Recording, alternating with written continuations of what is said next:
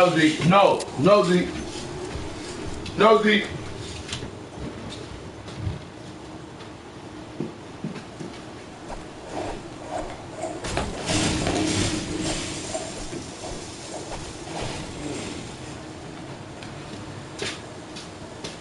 No, Zeke. Go.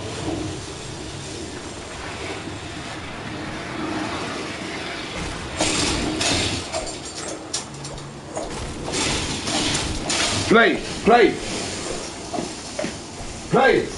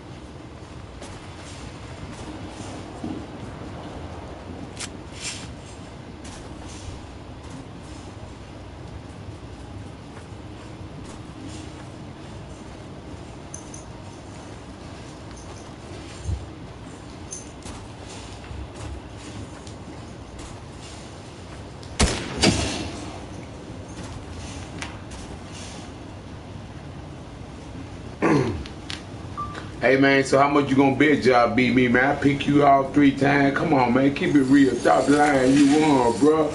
But you don't like to play with niggas be lying, man. Keep it real. Bet some money that y'all could beat me. How much? $40, $50, $100? Bet some money that y'all could beat me, nigga. In bad. My dog, you know this. Bet some money, nigga.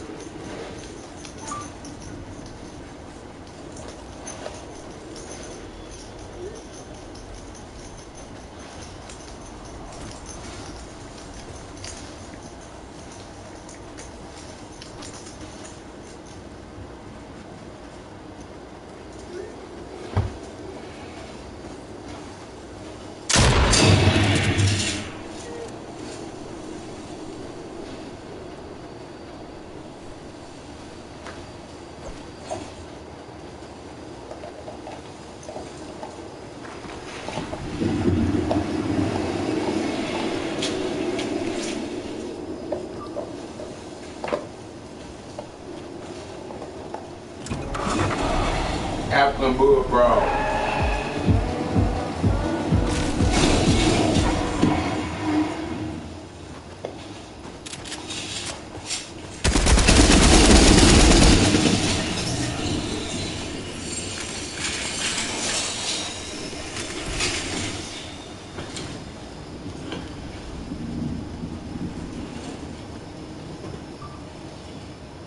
Everyone like playing, man, in football, bro. You be lying, bro. Keep the game real, man. Stop lying all the time. Your phone for you nigga like that. You be lying, bro.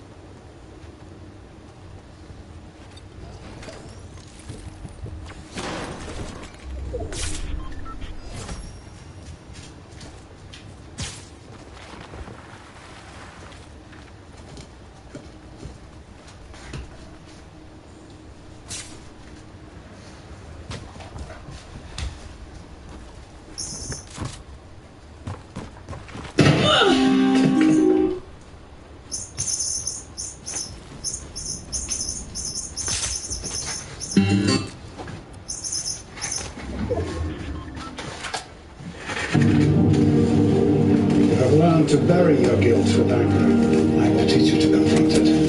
Face the truth. You know how to fight 6 men. We can teach you how to engage 600. You know how to disappear.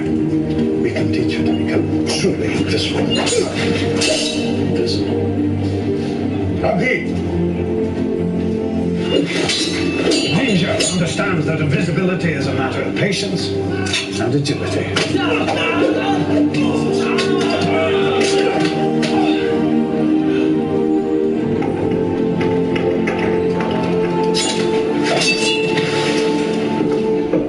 Always mind your surroundings. See?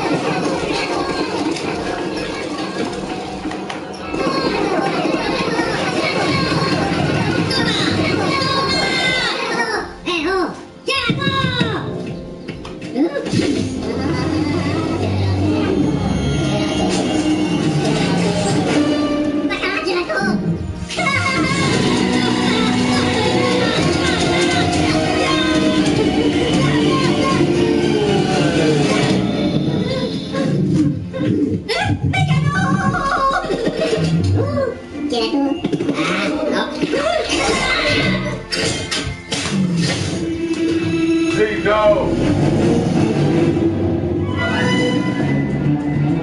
No, see. No. All right, there he is. No. Suspect number 8, Floyd Eagleside. Oh, okay. See if you can get closer. See, no.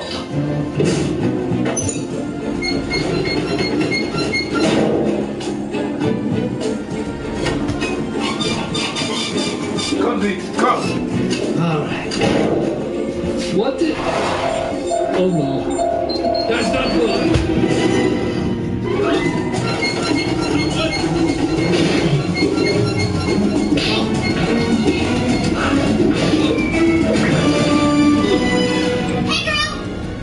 Oh, girls! What are you doing here? Well, we thought we'd come visit you at work. So, you're saving the world in a garbage can? Funny. Hey, there you are. Oh, who's this? Lucy, these are my girls. Margot, Edith, and Agnes. Girls, Lucy. Lucy, girls. Hello. Hi.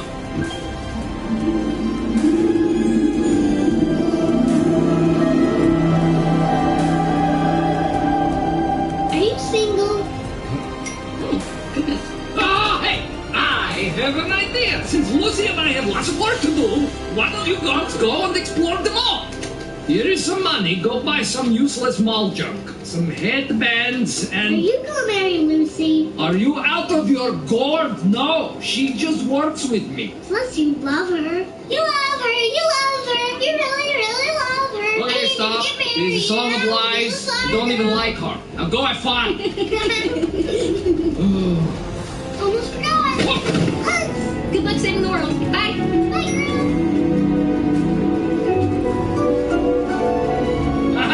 Kids, right? They're funny. Those girls totally adore you. I bet you're a fun dad.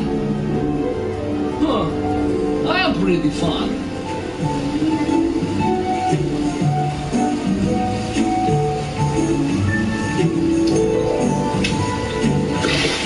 Is that stealing? Not if my wish was that I would get a lot of free coins.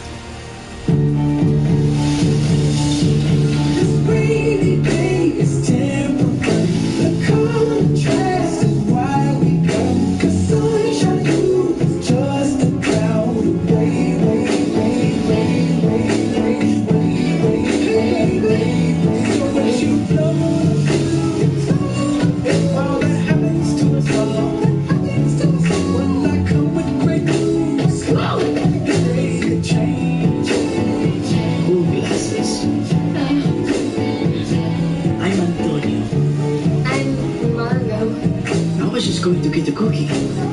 Care to join? Sure. I'm Margot.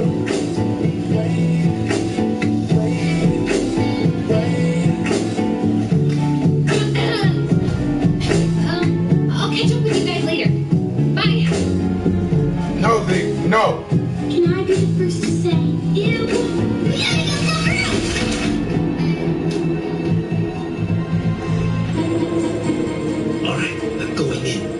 Picks up any traces of the serum sensor in your belt buckle will make a sound like this. Me-maw, me-maw, me-maw. Oh, okay. I get it. I get it.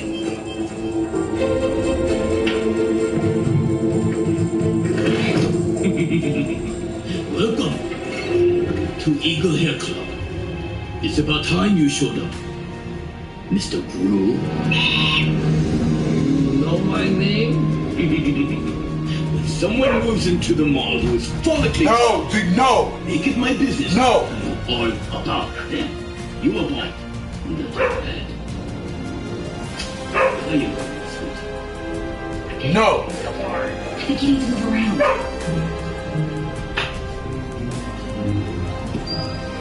No. No. Now, this looks interesting. What is it? Take it you're not lover? Come on. Yeah, not so much. Okay. How about this impressive drinker? I hardly call it drinking, Mr. Gru. The international... Yeah, I don't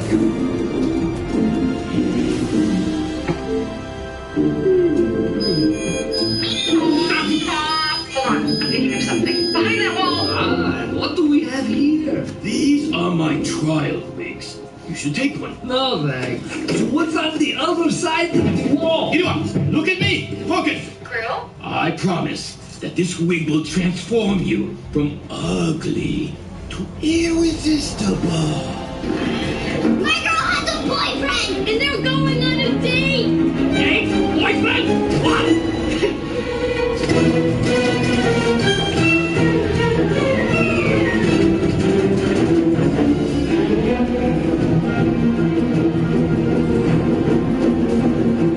There she goes!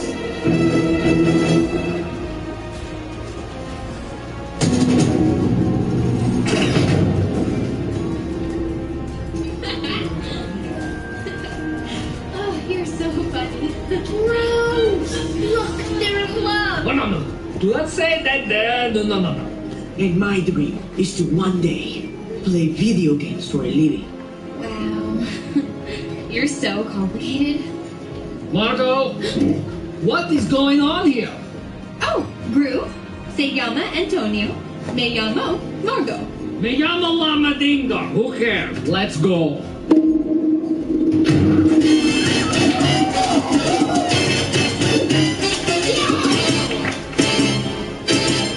De la tierra morena, cielito lindo un par de ojitos negros, cielito lindo, los corazones.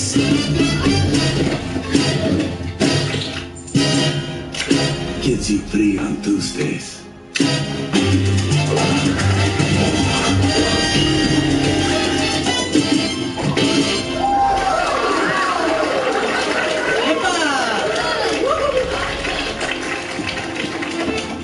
So good to see you again, compadre. Oh, I see you have already met my father.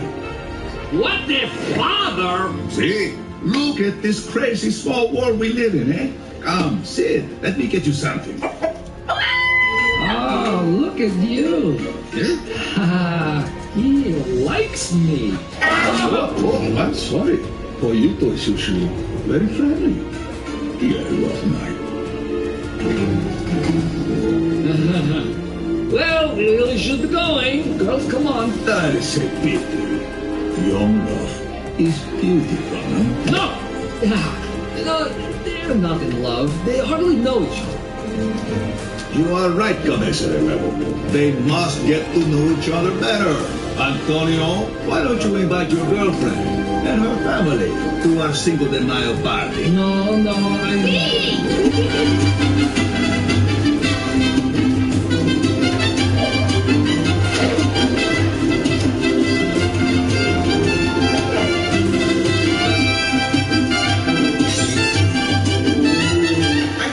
El Macho? Haven't we eliminated him as a suspect after the whole salsa incident? Yes, but there has been a new development, and I'm telling you, this is the guy. You need to arrest him immediately, and his deviously charming son. I'm pretty sure that the son is involved too. The son, also, you got to get the son. I think that the son is the mastermind. There's a devilish look in his eyes, and I don't like it. Yes, but I don't really see any evidence. Evidence. I go with my gut, and my gut tells me that this guy is a macho. Lock him up. Lock up the son. Don't forget about the son. The kid gives me the creeps. But on the less crazy side of things, Gru discovered traces of the serum at Eagle Hair Club. Interesting. Yeah, you know who made that happen? Huh? This guy. Nailed it. Amazing, right? No, I mean, sure, but it's not him. It is macho. Mr. Gru, please. No, it is him, and I will prove it. Gru, come on.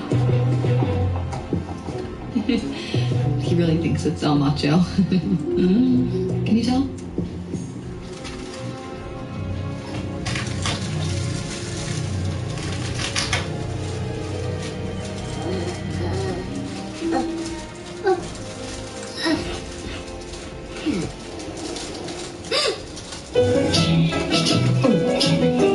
In the summertime when the weather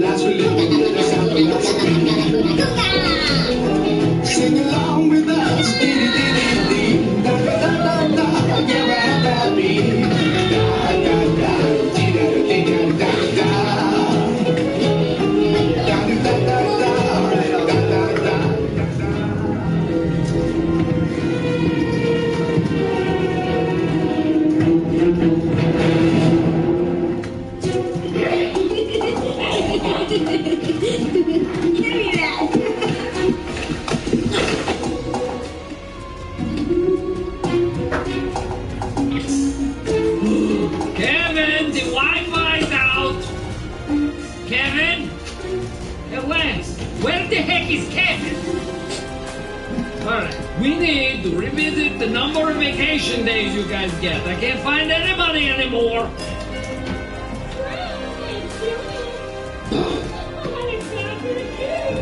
I have my friend Shannon here with me. I was thinking you two could get some grub. You know, tear it up, see what happens. Agnes, tell Julian I'm not here. Grub's not here. Are you sure? Yes, he just told me. I mean, no, he didn't just tell me. Agnes, where's Gru? He's putting on lipstick. He's spotting outside. He's sharpening his head off. He's pooping. I know you're in there, Gru. There's no way you're getting out of it.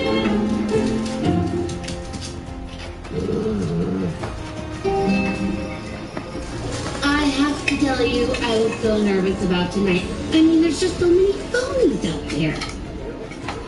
Yes, I hear you. So, do you work out? Well, I mean, obviously you don't. But would you consider it, huh? Physical fitness is very important to Shannon. As you can tell, right, huh? I can tell. Solid. We are in the restaurant, you know. Hi, takeout for Lucy? Sure, just a sec.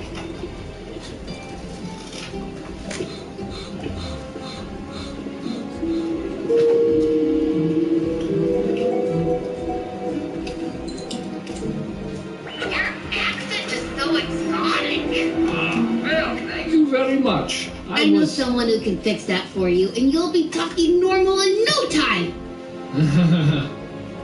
Ooh, is it hot in here? Ooh. How's the food? Wait a minute. Are you wearing a wig? What? Oh, I don't think so. I knew it.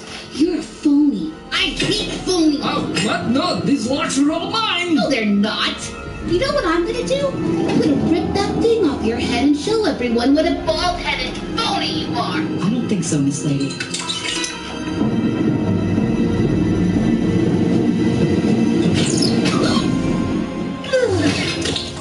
No, D. Hello? Hello? Hey, Gru! Hello, Lucy. How you doing? Wow, looks like your date's out for the count. It's like she's been shot with a mild moose tranquilizer. Yeah,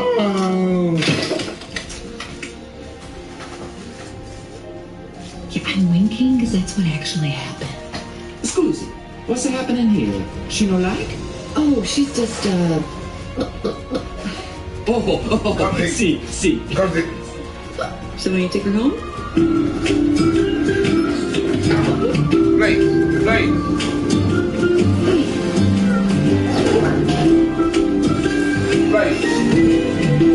Plate, down.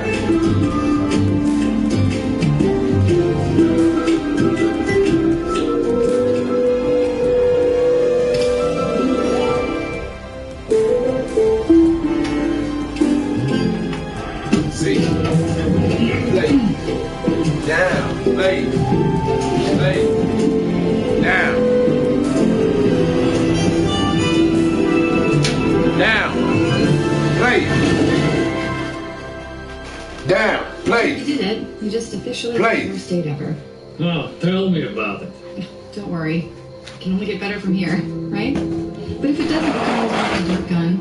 Had to use it on Play. 1 or 2 dates until. As far as dates go, I think I'm good with just the one. Well, good night, partner. This was fun. Yes, surprisingly, it was. Oh, and just between you and me, you look much better bald. See you tomorrow.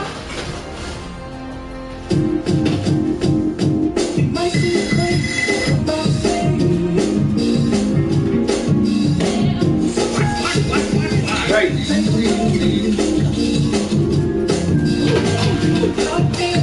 Yeah. So it takes the day well. No, it was horrible.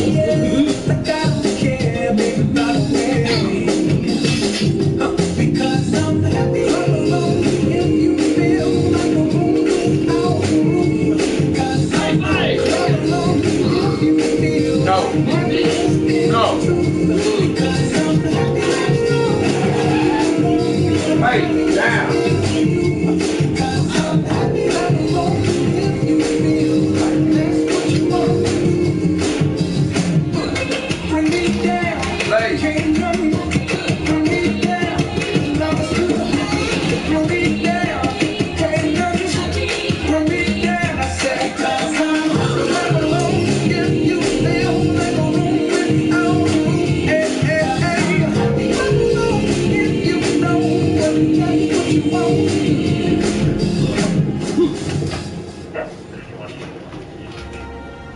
Mr. Ramsbottom?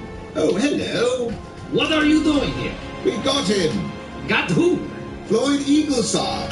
Our agents located a secret room in his shop last night and discovered this. It's empty, but we found traces of the PX41 in it. He's our man, so somehow, in spite of your incompetence, we solved this one. I was framed! You won't get away with this! Get your mitts off of me! I am a legitimate businessman! Alright, so what now? Well, now you're free to go back to your business. Jams and jellies. And it looks like Agent Wild will be transferring to our Australian branch. Australia? Yes. But thank you for everything. And by everything, of course, I mean nothing. Toodle-pip and cheerio, Mr. Brew.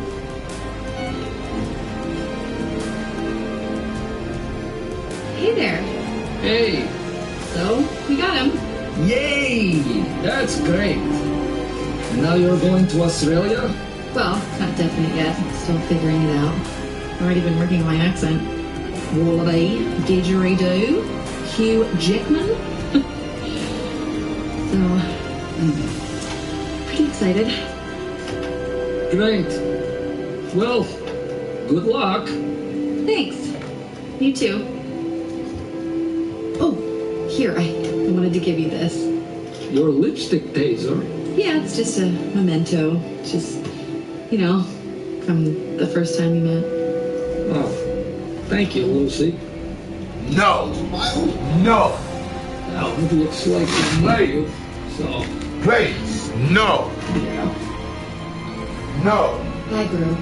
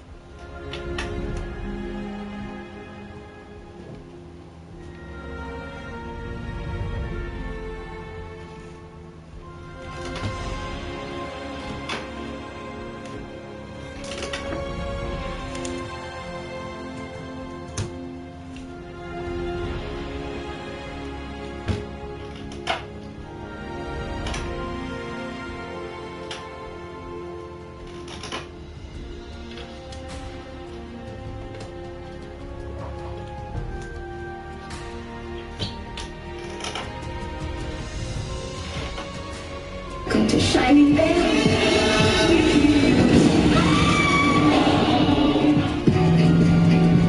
Hey guys, this boom is really going to be great for us.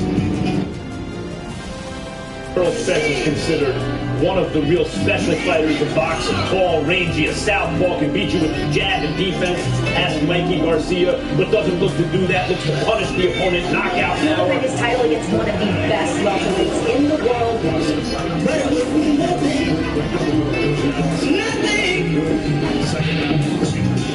I think Dennis now is at a point where he's prepared to make any adjustment that he's got to make to beat whoever's across him. And I'm actually convinced that he might be able to find a way to beat Errol Spence Jr. Where there is uncertainty, there is truth, and only time will tell its revelations. And in the case of these two fighters, unifying the three belts clears up the smoke and mirrors behind the path of the undisputed champion. Surgery and all that, we don't know how he'll react, how his body react. That's a tough fight for a return fight after surgery like that. For Spence. Big props to him for taking fights like that, but that's a dangerous fight. It's not an easy fight. It's tough. I can't tell you who's gonna win. Now, Spence, WBC and IBF, and Ugas, WBA, stand as two of the three world title holders in welterweight. Terrence Crawford owns the WBO belt and so holds the final piece of the puzzle. A super fight between Spence and Crawford now appears far more realistic. It would be a foolish decision for Errol to fight a pound-for-pound top three with momentum after a year of inactivity and eye injury. Ugas is the perfect comeback fight because Spence should still be at the level to beat him. To be honest, in the beginning, I had Spence, as the number one. I mean, I hate the fact that this guy has so many things that happened to him that basically deterred his career. Every time we expect something, Spence, he's hurt. And I mean, and over time, with time off, if he don't take no tune-up fight or anything like that, no, he's not gonna beat Crawford.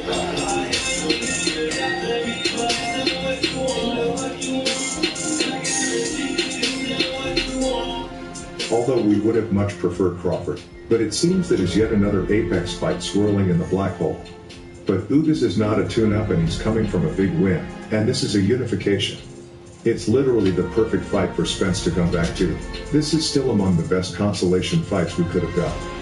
Ugas is a quality fighter and a tough opponent for anyone in the division, including Spence. Danny is a warrior. And even if you remember back when he fought with Chuck Morton. Chuck Morton is one aggressor in all his fight. But in that fight, he had to pull out. So he started to move around. So Jordan Ugas is a very solid 147 pounds. Stylistically, Ugas is a strong competitor and a man of many strengths in all departments of boxing skills, big and strong with a tough chin, a devastating body puncher and very soft. He has all the right fundamentals as a 147-pounder and has the classic respected Cuban boxing style. He stands with a record of 27 wins and 4 losses. Ugas picked up his WBA belt by defeating Manny Pacquiao in a career best performance. While Spence, with a record of 27 wins, lifted his IBF belt in a spectacular stoppage win over Kellbrook in 2017, adding the WBC belt after a win over Sean Porter 2 years later. Look at this. There goes Errol Spence leading with that left hand with a beautiful right here. And here was Spence had. He got. Oh! Spence said that's what he wanted to do. He moved up. Overlooking the dark cloud and rumors of Errol Spence not being 100% due to the tragic car crash. We still have a IBF and a WBC unified champion that successfully defended the titles against a known assassin armed with knockout power and was formerly the WBC champion Danny Garcia.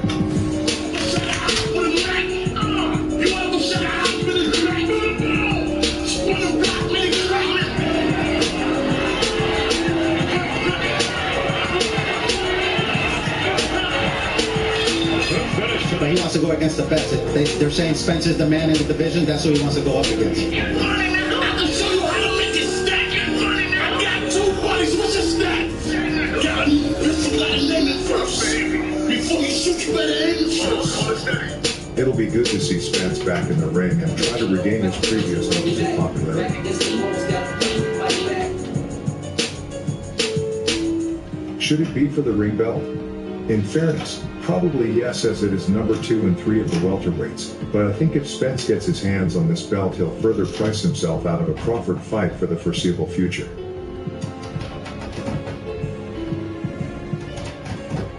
If Ugas wins, I am more confident that he will roll the dice with Bud sooner rather than later. When anybody and everybody asks me who I have as my pound for pound number 1, I look at him like, me? What are you talking about? Errol Spence is adamant to fight top-level opponents, but it's really looking like he isn't adding Crawford to that list. No, he can't be the boogeyman. Dog of the division. If I'm chasing him, I'm the dog of the division. I'm the boogeyman. You can't be the boogeyman if I'm chasing you. Everybody knows that guy. You're not that guy. I'm that guy. Numbers don't lie. I'm that guy. Is it fear or a marketing strategy to secure a big super fight and a massive payday? There are many angles we could look into on why the fight has not been made yet. I'm going to be in the Hall of Fame. Spence could be waiting for Crawford to age more, as he is now 34 and in most cases is the start of a fighter's decline in performance. Like all the great fighters have to do. We can fight, you know.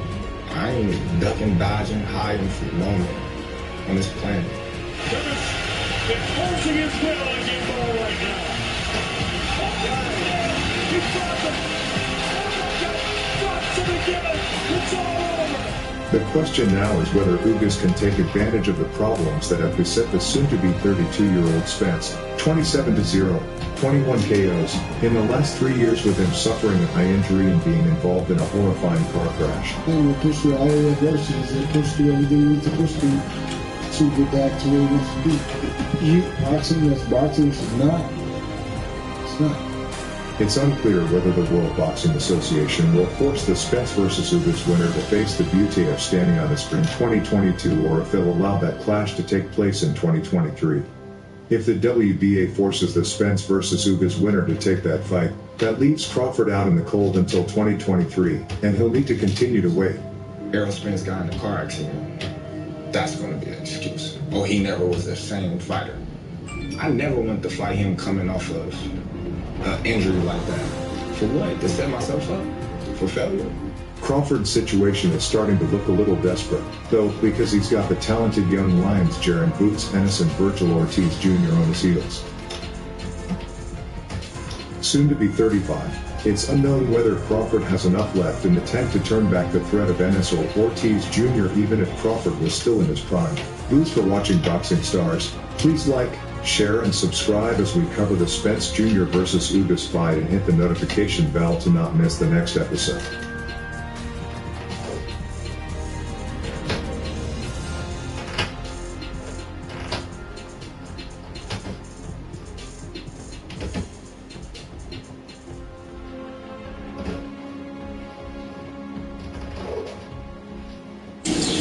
At Block Advisors, we're tax experts for small businesses.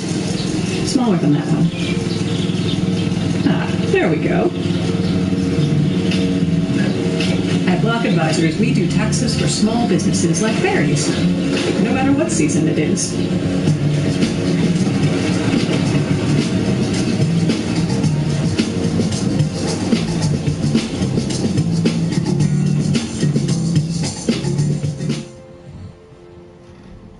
Hey Sandwich fam, new Denny's melts belong in your hand. Patty Melt's a classic, Big Dipper's fantastic, and the Nashville Hot Chicken, bombastic. Our lineup of melts, grilled to please. See you at Denny's. Call TT. Call TT. And it's just something like, you know, you work for something your whole life, and you finally get to that point, and then you accomplish your goal, and then everybody take it all away from you. Like, it just feels like death. It honestly felt like death. And I felt like literally like taking my own life. It was that bad? It was that bad. You know, it was me against the world. It's my family, it's my wife, it's my kids against the world. Like, so many people turn their back on me. You know, to turn their back on my family. it's just that everybody and they tend to just bully and pick, and me on social media that no one can see you. No one can see you, so people say terrible things. And I had to deal with that, and I would listen to that, and I would absorb all of that. At that time, I had no clue, but I would hear these things, I would listen to these things, and they affect me, like, drastically, to a point to where, like I said, I wanted to commit suicide. I didn't want to live anymore. I didn't want to fight anymore. How'd you get through it? Took a trip. It's all on Spence. It's all on Spence. Everybody, nobody wants to fight Earl Spence. He's building more confidence, and nobody wants to fight him. You like to fight him? For what?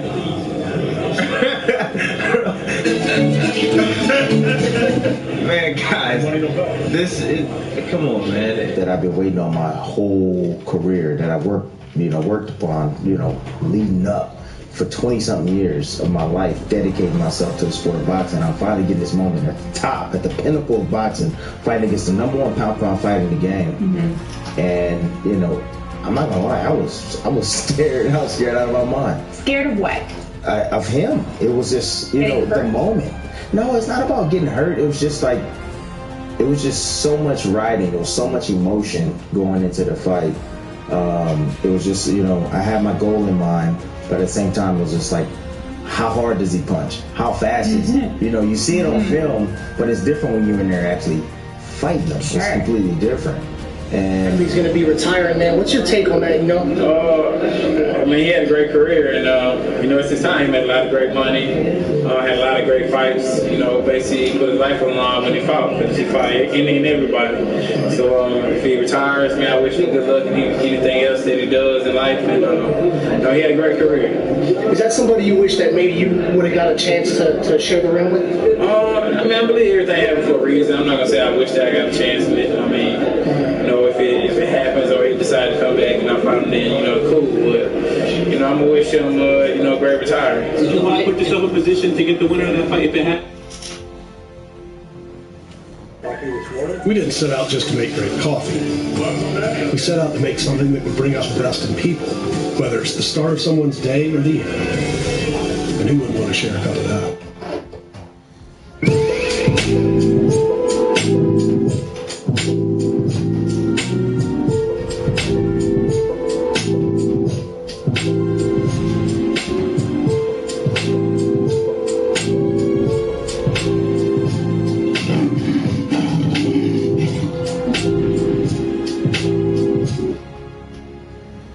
Sports TV here. Salute to the mic. LBBC, Lions Den Boxing Community. For those who don't know, now you know. Smash that like button, hit the subscribe, and also hit the notification bell so you can be notified when I drop a new video. So, Dan Raphael, formerly of ESPN, I don't know who he works for now, probably just some freelancer, still part of old media, is up to his old tricks. He says on Twitter, he says the Zone much prefers Kambosos Garcia than Kambosos Haney. He said cold, hard truth. They're the buyer, and that's the fight they want. Okay? This is what he says. He goes on to say, I just spoke to Oscar De La Hoya and told Ryan Garcia, he was told that Ryan Garcia would face Emmanuel Togo, whatever this guy's name is, on the Zone, okay, April 9th, in San Antonio, okay? And he also says that Lou DiBella, and I think this Togo guy is a Lou DiBella fighter. I'm not 100% sure, but I think Ryan Garcia, his opponent, is a Lou DiBella fighter. If that's true, then it's probably bad news for a Devin Haney fight. So now, the fight being in San Antonio, he's talking with Lou DiBella to match Ryan Garcia and George Kambosos for 135-pound title later this year if they win interim bouts. Okay? So we talked about this earlier in the week that, Ryan Garcia, the guy who loves to jump in everything Devin Haney's doing, Ryan Garcia loves to throw his hat into the race. He loves to jump in front of everything Devin Haney's doing. This dude is unbelievable. Okay, Devin Haney is supposed to fight Luke Campbell. Here comes Ryan Garcia to steal Luke Campbell away from Devin Haney. Ryan Garcia becomes Devin Haney's mandatory to face Devin Haney for the WBC title. Ryan Garcia ducks him in front of the world and says, no, I don't want to fight him. Ryan Garcia's promoters tell Bill Haney and Devin Haney to their face that Devin Haney's too good for them right now. Okay? So this is just a blatant duck. Old media knows it. Nobody does anything about it. Devin Haney was going to fight, what's the kid's name? Fortuna. Javier Fortuna. Ryan Garcia jumps in, tries to steal the opponent, and then he ducks out to fight himself. He don't want it. Devin Haney's going to fight JoJo Diaz. Ryan Garcia jumps in the way, tries to steal JoJo Diaz. But luckily, JoJo Diaz had a set of testicles, and he went on and fought Devin Haney because Ryan Garcia pulled out of that fight. Okay? So, I'm probably forgetting some more other times, but now we got this situation where Devin Haney is supposed to be fighting George Kambosos for undisputed, so that the boxing fans can have some clarity as to who's undisputed at 135. What happens? Oscar De La Hoya, Ryan Garcia, once again, clout chasing off of the name of Devin Haney. And I find this very interesting because of Devin Haney. See, guys like Dan Raphael and Chris Mannix and the rest of these guys that deal with old media and have agendas, they want to paint this picture and this narrative that Devin Haney is not a star, right? They want you to believe that Devin Haney is not a star, okay? And that this is about money. Well, prove to me that Ryan Garcia is a star, because Ryan Garcia, we've talked about this many times, the man has 8 million Twitter followers, but none of that has translated into dollars. Anybody can buy Twitter followers or Instagram followers, right? That doesn't mean anything, okay? What stadiums has Ryan Garcia sold out, right? What countries are kicking over, knocking down doors, begging for Ryan Garcia to come over, and they offer these huge site fees to get Ryan Garcia in their country? Or what states are doing this? You know what I mean? What arenas around America are doing this for Ryan Garcia? What pay-per-views has Ryan Garcia sold? Nothing. The fact that Ryan Garcia being a superstar is an illusion created by old media. Okay? And it's very strange and it's very weird to me that a bunch of 40, 50, 60, and 70-year-old men are looking at this kid, Ryan Garcia, trying to convince us that he's a star.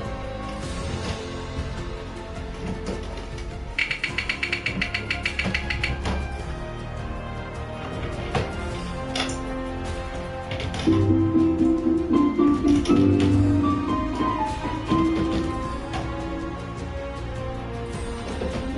welcome back to the channel. It's your boy Kanan, and in this video we're going to talk about Gervonta Tank Davis telling the rest of the lightweights what's happening, and he will be the last man standing after all of the smoke clears. Let's talk about what we think that means as it relates to George Kambosos and Devin Haney in this video.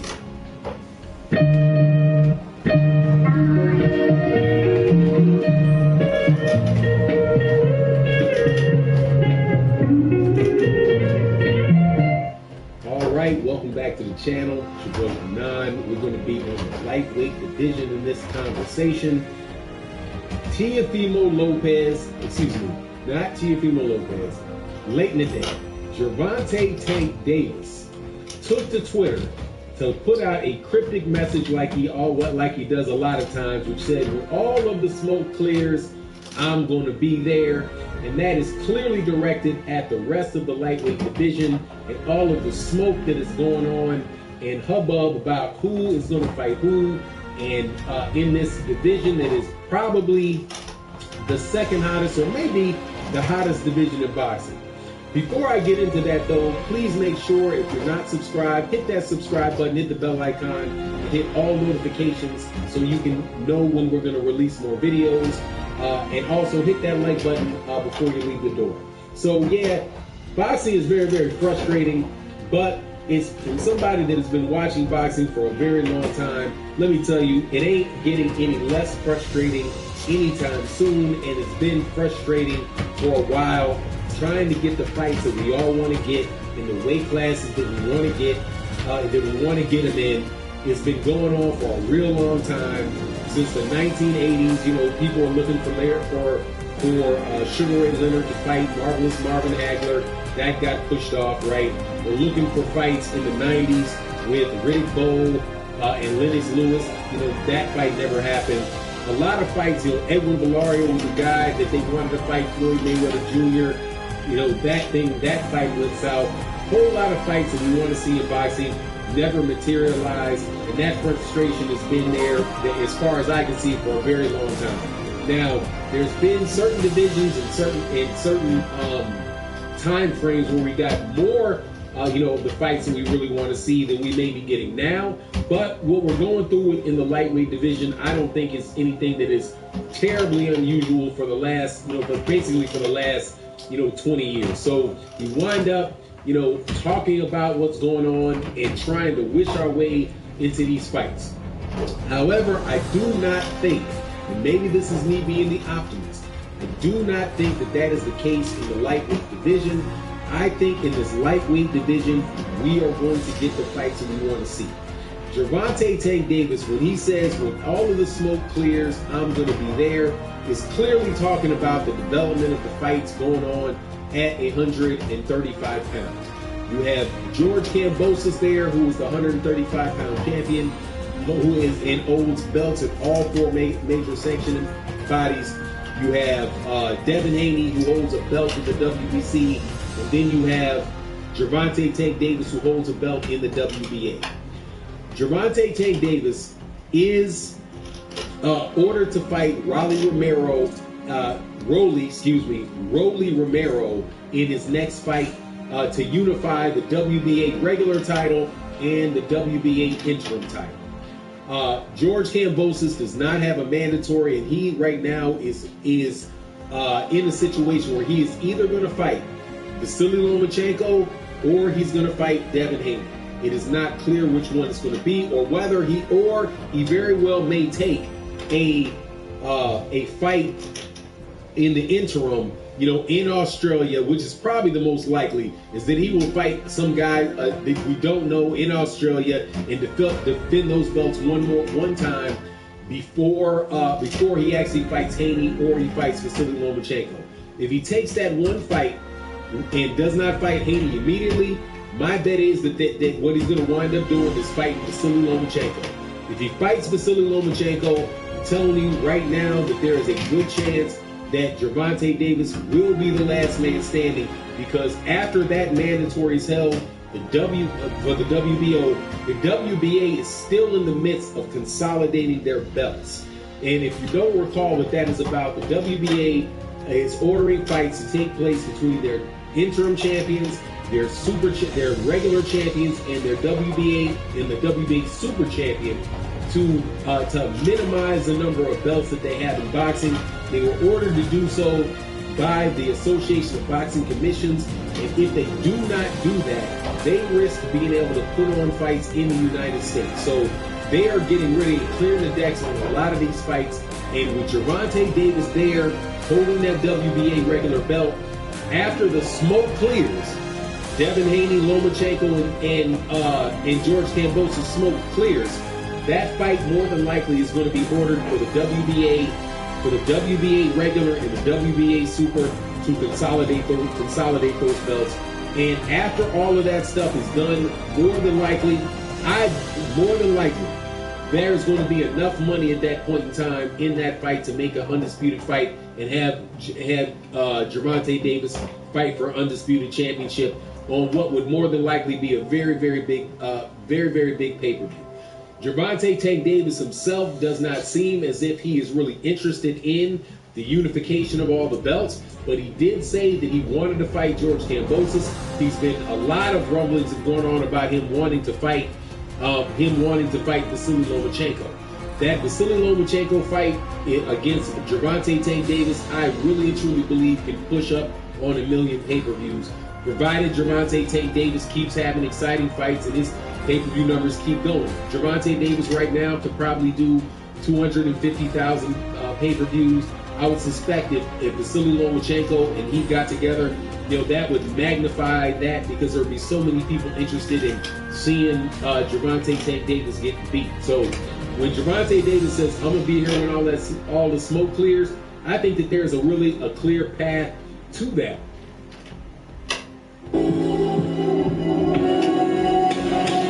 I step over negative perceptions and create my own path. I am a news cycle.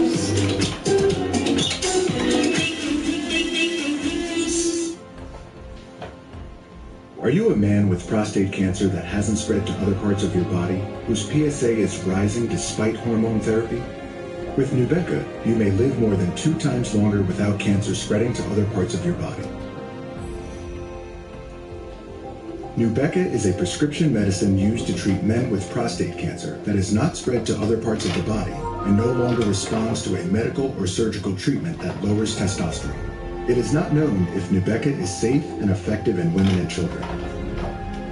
So if you're a man like Ray, whose prostate cancer is no longer responding to hormone therapy, talk with your doctor about adding Nubeqa to your hormone therapy. Nubeqa can harm unborn babies and cause loss of pregnancy. Men with female partners who may become pregnant should use effective birth control during treatment and for 1 week after the last dose of Nubeqa. Common side effects are feeling more tired than usual, arm, leg, hand, or foot pain, rash, decreased white blood cells, and changes in liver function tests. Ask your doctor if Nubeqa is right for you.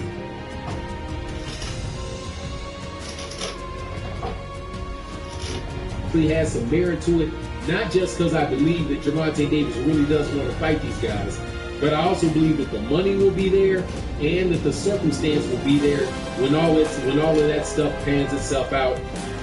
And also that Gervonta Davis, with the exception of maybe, obviously you got some other horses in the race that may come into it if Shakur Stevenson comes up and fights Vasily Lomachenko like he said he wants to. That may put a wrinkle in that Lomachenko dynamic, but I think Gervonta Davis very well may be the best dude at lightweight, and also he doesn't have anywhere to go after lightweight. He's not going to move up into 140 pounds. He's not going to go down to 130 pounds. He is pretty much locked there at 135 pounds, and eventually he's going to have to fight those champions, and those fights are definitely going to get made. I have a hard time believing that he is going to coast through his entire career at lightweight and never fight for any of those other major championship belts.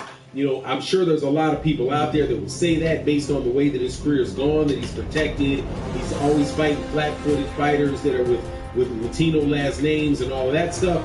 Yeah, I'm sure that does play a role, that has definitely been the truth to a certain degree when he was coming from 130 up into 135, and then when he fights Mario Barrios at 140.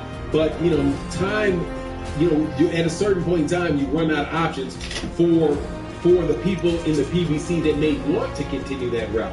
I don't believe Gervonta Davis wants to continue that route, and I believe that he will fight the Lomachenko and he will fight or Kambosos. Now, personally, I don't think it's going to be Kambosos, because I don't think Kambosos is going to run through that. I don't think he's going to make it through that gauntlet. I don't think he's going to make it through a fight with Vasily Lomachenko. I don't think he's going to make it through a fight with Devin Haney. If Shakur moves up and beats Vasily Lomachenko, I know he ain't getting past Shakur Stevenson.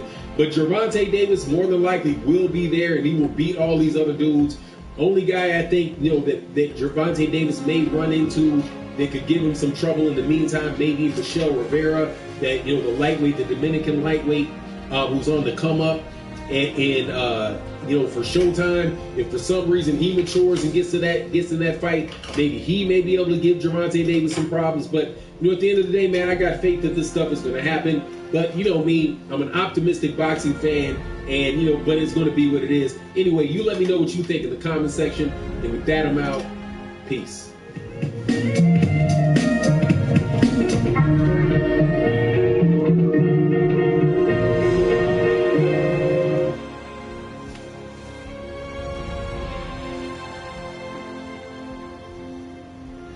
Hey, Daddy, I'm says the virus is bad. I don't want to get sick. Did you get the shot? Unvaccinated people are 29 times more likely to be hospitalized with COVID-19. Be a hero. Get the shot.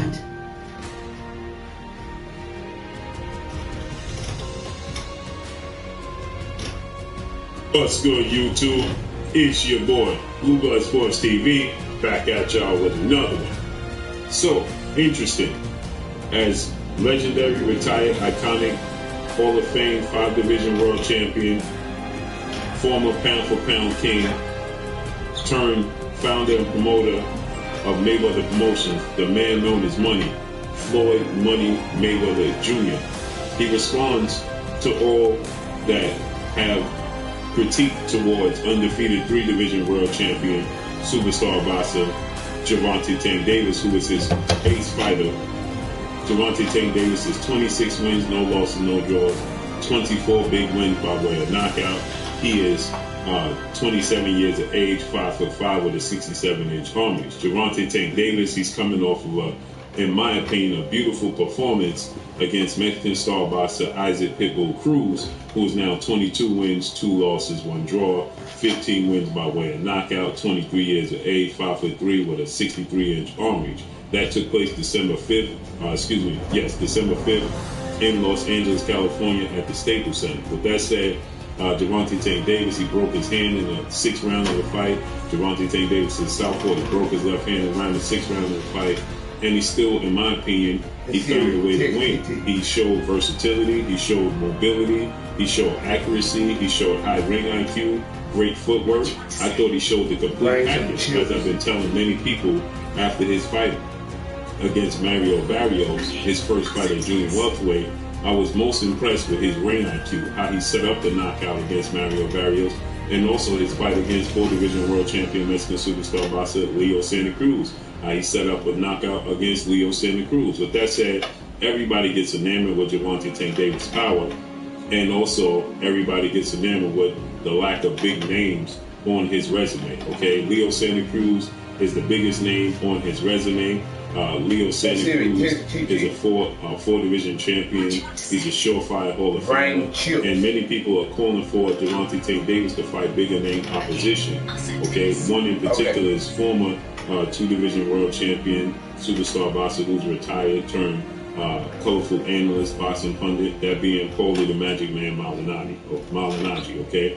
Paulie Malignaggi, he had some interesting takes on Gervonta Tank Davis being considered a 3-division world champion, because Paulie Malignaggi, he stated that he's never won the official world titles at 135 and 140, okay? He won against Mario Barrios at 140, and that was Mario Barrios, was obviously the WBA, World Boxing Association's junior welterweight regular champion. And then he won the vacant WBA title against 3-division world champion, Olympic gold medalist, Cuban star boxer Yordenis Ugas. Yuriorkis Gamboa. But Yuriorkis Gamboa, you know, it was for a vacant regular title, okay?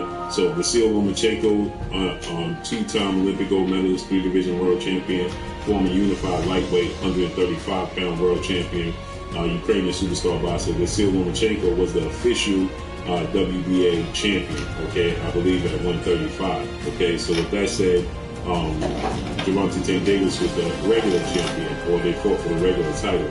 And then they fought for the WBA regular title at 140 against Mario Barrios.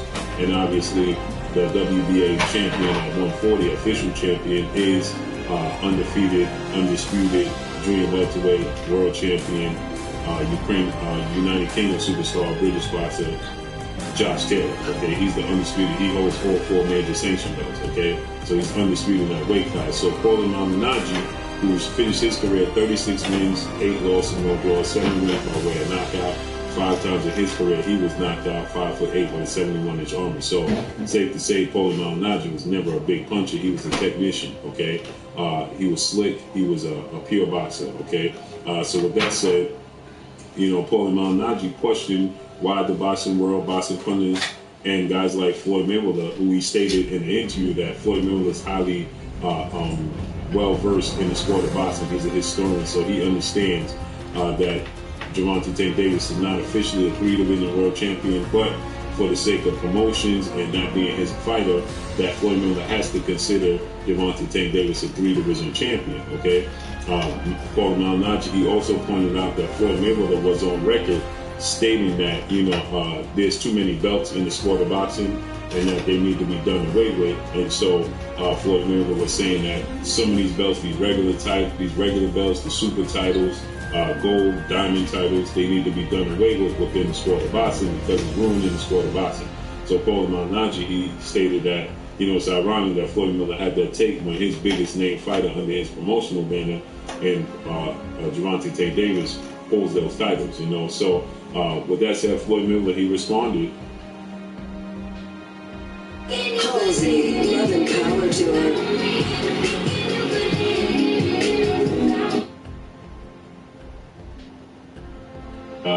Floyd Mayweather, he stated that Gervonta Tank Davis is officially a 3-division champion, and that Gervonta Tank Davis should be recognized, as a pound-for-pound top 5, top 10 best fighter in the world.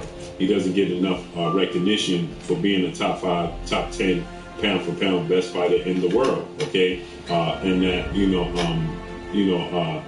he's doing it at a high level, and people just simply go at Gervonta Tank Davis because they're wanting to go at Floyd Mayweather, because Floyd Mayweather finished his career 50-0, never lost, 5-division world champion, beat the most world champions in the history of the sport of boxing.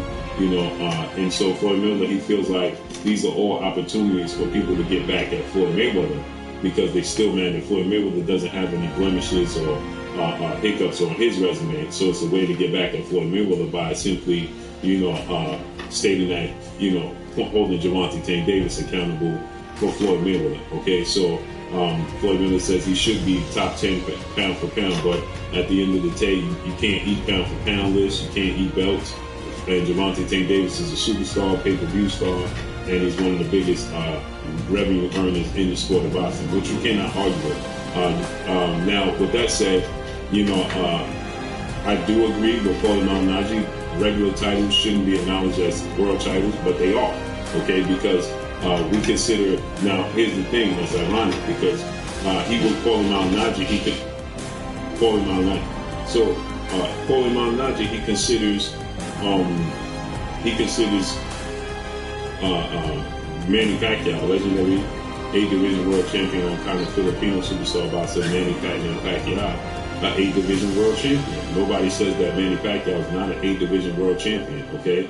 And Manny Pacquiao, he's won regular titles. He won IBO titles, but nobody, again, considers Manny Pacquiao. He fought at junior middleweight, at catchweight, and nobody considers Manny Pacquiao not to be an 8-division world champion, okay?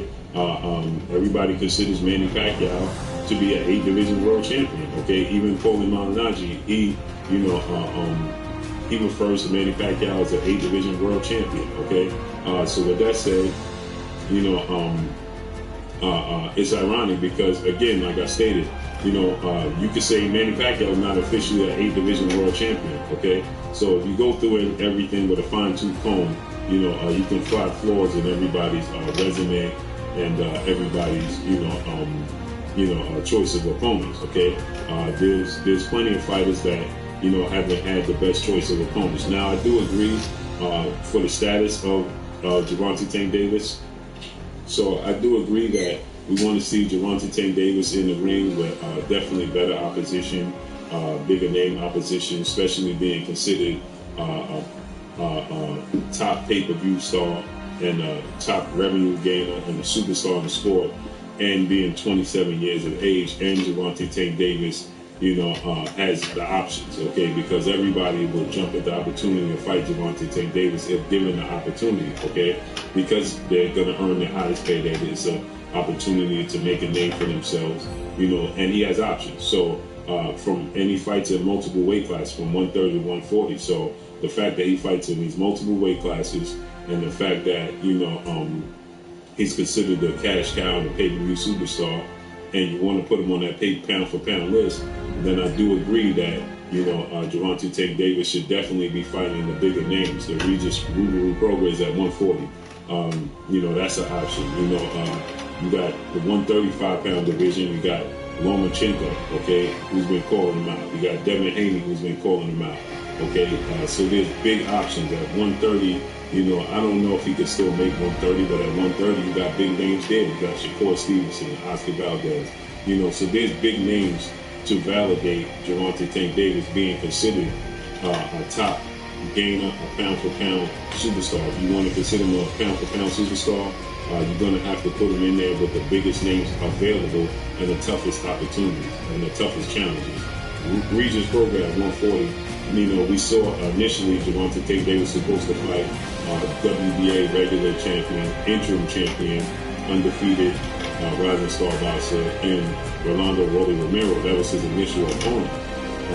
Rolly Romero was 14 wins, no loss, no draw, 12 wins by way of knockout, 26 years of age, 5'8" with a 68-inch arm reach.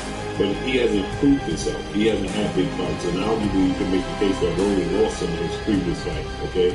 And on short notice, because of some serious allegations alleged against him, he was pulled out the fight and replaced with Isaac Pitbull Cruz. Now, again, on short notice, it was about 5-6 week notice, but you would much rather see Gervonta Tank Davis in there with a Regis program, okay, at 140. Now, I understand it takes time to build up fights of that magnitude, so on and so forth.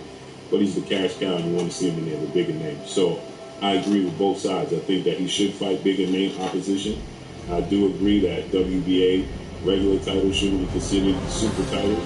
But on the flip side, you got other guys that are considered the world champions and multi-division world champions because of these titles. And if you want to be proven to be a pound-for-pound best, you got to fight the best. So I do agree. His skill set, his talent, all of that garners him being considered pound-for-pound. So let's see how this unfolds. You have Vasil Lomachenko is considered pound-for-pound, and he has 2 losses, but he does fight better opposition. So let's see how this unfolds and plays out. But that's all I got for y'all. Make sure you hit the like button, drop a comment, comment section, let me know what y'all think. Y'all already know what it is. It's your boy Blue, Blue Blood Sports TV. Hate, like, comment, and subscribe. If you haven't subscribed, hit the subscribe button, hit the like button, hit the bell icon to get all the new notifications. Follow me on Instagram. Alright, welcome back to the channel. In this video, we're going to talk about Floyd Mayweather Jr. and Leonard Ellerby's prediction coming true about Devin Haney. And Devin Haney might be making the biggest mistake of his career. Let's talk about that in this video.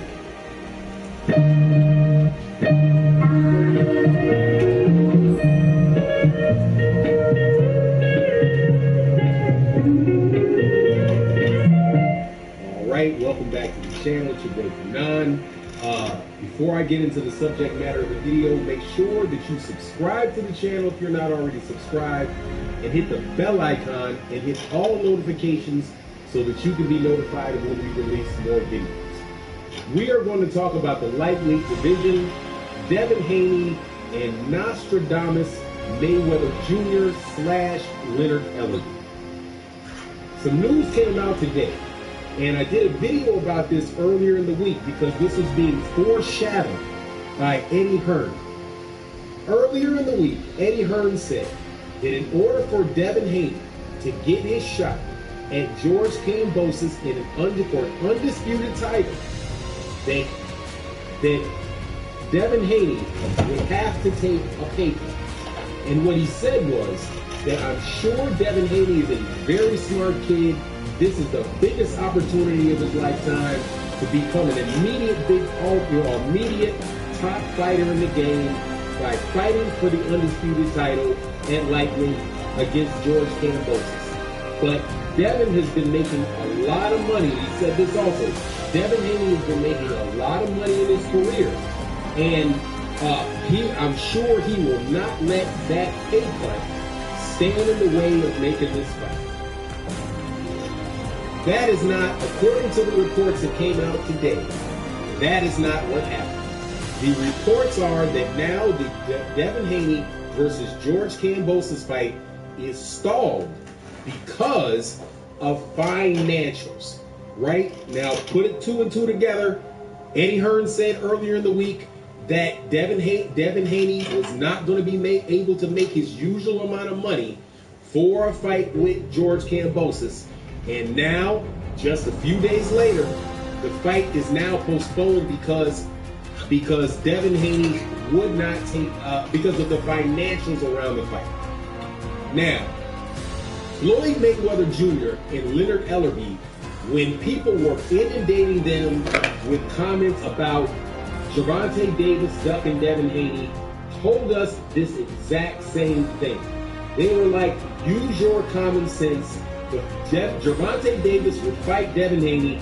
The problem with that fight is that Devin Haney makes too much money, and Devin Haney will be unwilling to take a pay cut to make that fight. That is what Floyd Mayweather and Leonard Ellerbe said about Gervonta Tank Davis ducking Devin Haney right before the fight, which wound up being Isaac Cruz.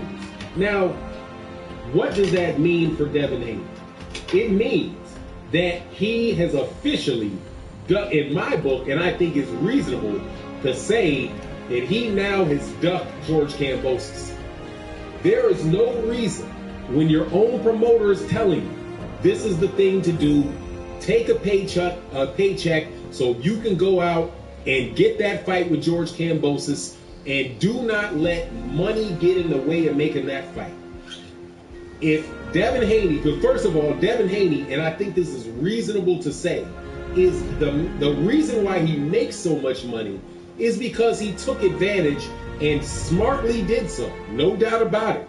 To his credit and to his management's credit, Bill Haney, his father, and manager and manager, to their credit, they jumped on that big money that came with the zone and are getting multi-million-dollar paychecks for a bunch of fights. Became, from what I understand, a very wealthy young man. That, however, does not equate to being one of the top fighters in the sport. You have to do that in the boxing ring by beating the other fighters.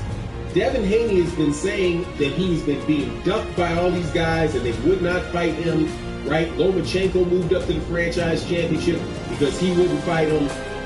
He just sent notes out to George Kambosos saying that he had accepted every term that was offered by George Kambosos for the fight, right? The only thing that he was waiting on was George Kambosos to sign and not to duck.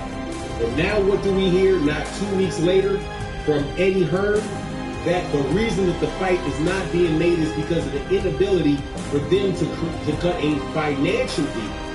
If Devin Haney wanted to get that fight, Devin Haney could take that fight could make that fight work by taking significantly less money himself in exchange for getting that title shot, the shot at all those belts by George Kambosos. Turning that down tells me that you do not want those belts as much as you want that big paycheck, especially considering you've already got multiple big paychecks. So the whole idea about, George Kambosos ducking him is now completely out of the window. And you can also look forward to Gervonta Davis circumstances where Floyd Mayweather Jr. is saying, and Leonard Ellerbe, the CEO of Mayweather Promotions, are saying, yeah, we would have no problem fighting Devin Haney. Devin Haney is just going to want too much money, right? He's not going to be willing to take that pay cut to make that fight. So even putting the pressure on us to make the fight when he's not going to be willing to take a fair offer for the fight is not on Gervonta Davis.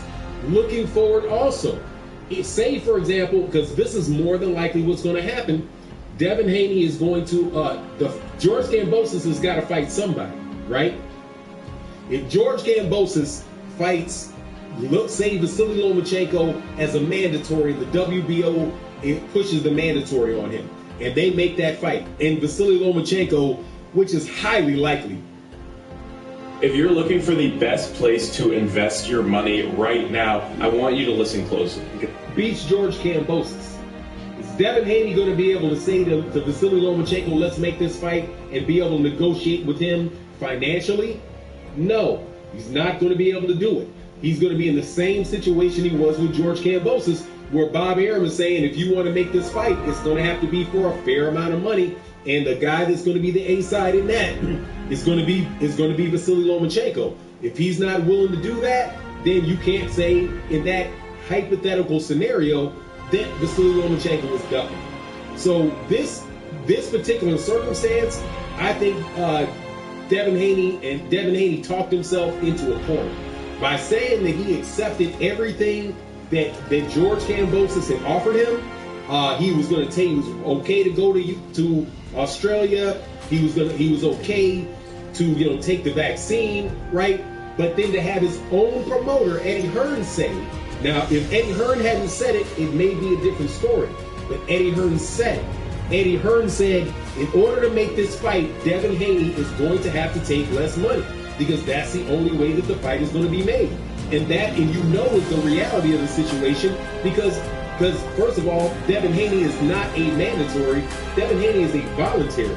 Second of all, George Kambosos is in Australia, and they're going to have a hard time making a gigantic amount of money for a fight in Australia. So it just makes sense that George Kambosos having the fight in Australia, being the guy that is holding the majority of the belts, or let me put it this way, he holds a belt in all 4 major sanctioning bodies and a belt that, according to the WBC, is a higher ranking belt than the one Devin Haney has, is going to make the lion's share of that money.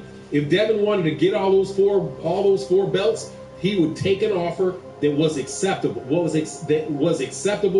And even if it was a flat $1 million instead of the $3 million that he's willing to get, if it is something where he can make that money and he knows for sure that it's not going to affect the rest of his earnings, he should take that fight. Now, one of the reasons he may not take that fight is he might say, hey, I'm just going to live out the rest of my contract with DAZN and Matchroom, and they're going to have to pay me all of my money through the rest, however many fights is left on the deal that they have. And in that case, dude, he chose money over those belts, and it's going to be really hard to argue moving forward, dude, that that he is some guy that never gets an opportunity to fight for a belt. And especially when you're talking about Gervonta Davis, because Gervonta Davis and him are in the situation when he and Gervonta Davis is even more exaggerated than with him and George Kambosos, because Gervonta Davis is most definitely the cash cow in that circumstance, and they are not going to be paying Devin Haney $3, $4, $5 million for that fight. But anyway, man, I know you guys are going to say, hey, you're hating. Look, man, it's hard but fair, sad but true. This is exactly what Floyd Mayweather and Leonard Ellerby said the situation was relative to Gervonta Davis. This is a situation that Eddie Hearn is saying, and Eddie Hearn is Devin Haney's own promoter. But anyway, that's my take on the matter.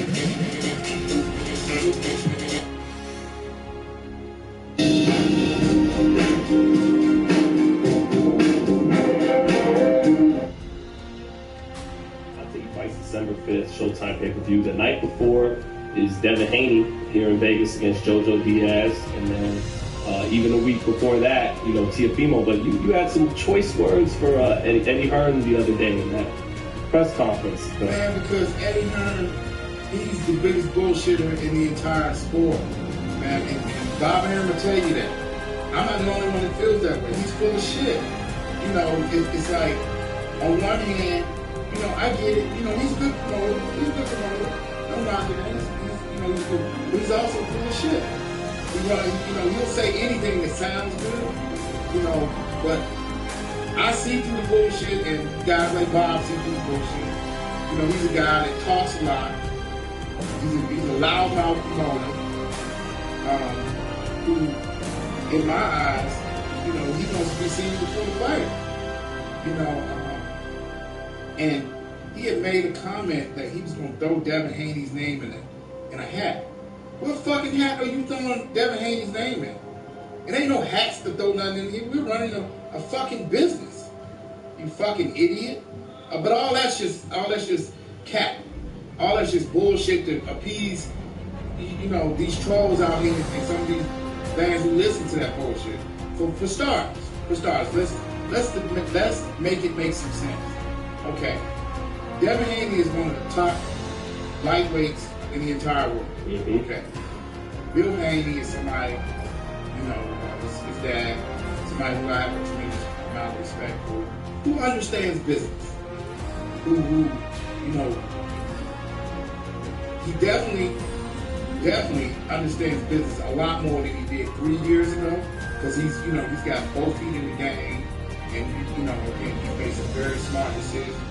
Devin forming his own company, Devin being his own boss. I respect that all day. And they getting money. They getting money. And me personally, and Floyd feels the same way. I don't give a damn what fighter is out there. I want to see all the fighters win.